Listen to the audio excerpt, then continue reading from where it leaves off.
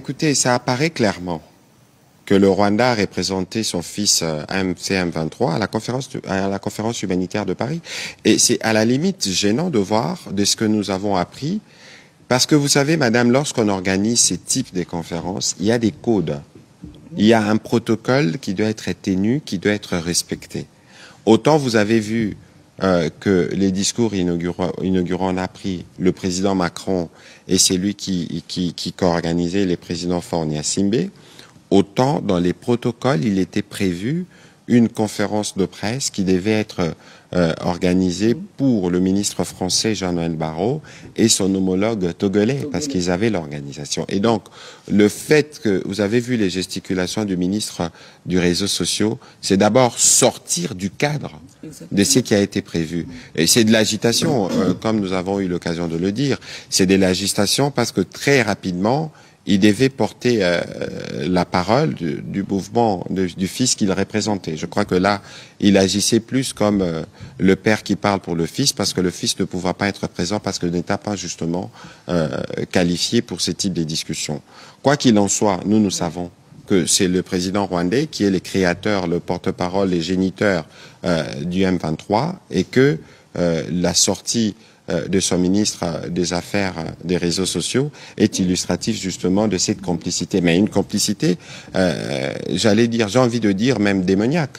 Comment pensez-vous que le président Macron, qui a réuni près de 70 pays et différentes organisations, on se mobilise pour dire qu'il y a une urgence humanitaire, nous devons très rapidement agir pour sauver de vies, et ceux qui se présentent comme des protecteurs, je ne veux pas rentrer dans leur narratif mensonger, s'opposent ou veuillent subordonner ou veuillent marchander la possibilité, pas seulement pour la RDC, parce que sur le coup, la RDC a réussi de nouveau à se replacer, mais cette fois-ci pour plaider pour l'humanitaire de ces populations, mais ils veulent s'opposer et faire de la politique là où il ne faut pas faire de politique. C'est inhumain, mais pourquoi nous en sommes là aujourd'hui?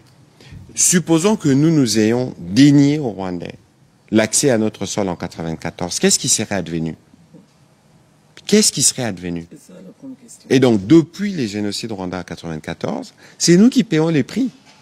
Et donc aujourd'hui, alors que nous travaillons nuit et jour à sortir nos populations de ces souffrances, maintenant que le monde est mobilisé avec nous pour qu'on y arrive, et il y a ceux qui, tortionnaires, ce n'est même peut-être plus le mot, viennent en plus dénier l'existence d'une crise humanitaire. Alors, Yves Abdallah, parce que très souvent on nous dit, voilà, vous là-bas, vous brimez les swahiliphones entre guillemets pour utiliser les langages déplacés de ceux qui nous agressent, mais qui brime qui en réalité? Nous tous, tous les jours, on va faire, j'ai demandé d'ailleurs à mes équipes de faire les décomptes du nombre des Congolais qui sont morts.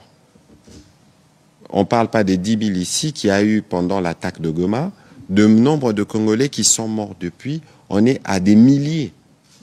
Si je vous donne un seul exemple, je peux vous parler de Rutshuru, où on a systématiquement tué les membres de la communauté Hutu. Mais de quoi on parle alors? Si ce sont ceux-là qui disent qu'ils veulent le bien des Congolais, dans les territoires qu'ils occupent ou dans les parties du pays qu'ils occupent actuellement, pourquoi leur refuser l'accès humanitaire? Pourquoi dire qu'il n'existe pas de crise humanitaire? Dans le monde entier, le président Macron, les présidents Faure et Simbe et tous les partenaires qui étaient mobilisés à Paris se trompent. Ce n'est que le Rwanda et son fils préféré ou sa brigade avancée, c'est eux qui ont raison. Alors, tous les témoignages que nous recevons matin, midi et soir, tout ce que l'émission Kivunabi ou Congolais Téléma montre ici, c'est des choses qui sont abstraites. C'est des choses qui sont imaginaires. Ici, les Congolais doivent davantage s'élever pour voir. C'est qui le mal, c'est qui les diables. Ça veut dire, non seulement que vous voulez commencer à voler les parents, ce qu'ils ont pu obtenir par la politique de la gratuité, non seulement vous voulez imposer de taxes, mais vous déniez en plus l'existence d'une crise humanitaire. C'est pour ça qu'en République démocratique du Congo, les secteurs aériens est géré à deux niveaux. Évidemment, il y a le niveau politique au niveau du ministère du Transport, mais nous avons la RVA d'une part, qui gère tout ce qui est infrastructure. Nous avons l'autorité de l'aéronautique civile qui s'appelle AAC, qui gère tout ce qui concerne les différentes autorisations. Je vous donne un exemple.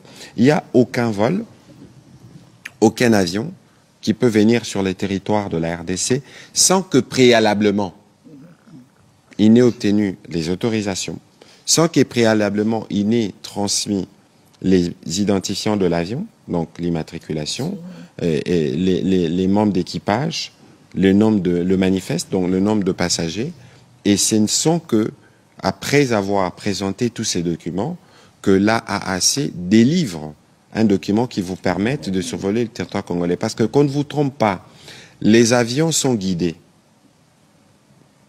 Lorsque vous voulez entrer dans l'espace aérien congolais, même si vous devez atterrir à Goma, ne devez-vous pas passer par Kisangani ou par Kindu?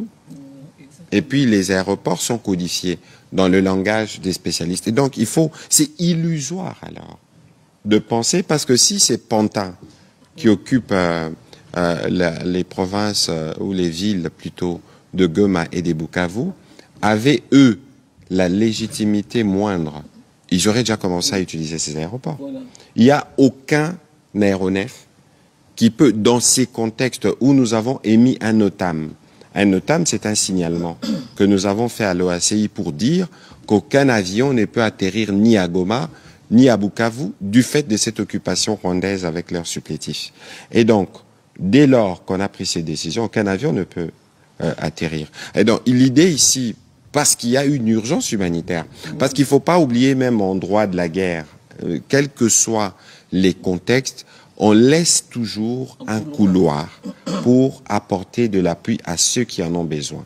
Et ni le Rwanda, ni leur fils préféré, le supplétif M23, ne peuvent s'opposer à la nécessité qu'il y a aujourd'hui d'apporter l'appui humanitaire à nos populations qui sont sur place. Alors, ce qui va se passer, on ne va pas lever le NOTAM, mais on va organiser des vols spécifiques avec des types d'appareils précis, avec évidemment la collaboration avec à la fois les humanitaires et les Nations Unies pour voir dans quelle mesure cette assistance pourra être apportée. Ça veut dire que s'il y a un avion qui doit décoller et qui doit atterrir dans ces parties-là, cet avion, cet appareil doit d'abord se faire signaler au niveau de l'aéronautique civile, avec tous les détails qu'il faut, et c'est par là que les choses pourront être organisées. Donc, on ne vous trompe pas, on peut bien rêver, même si on occupe l'aéroport de Goma illicitement d'ailleurs,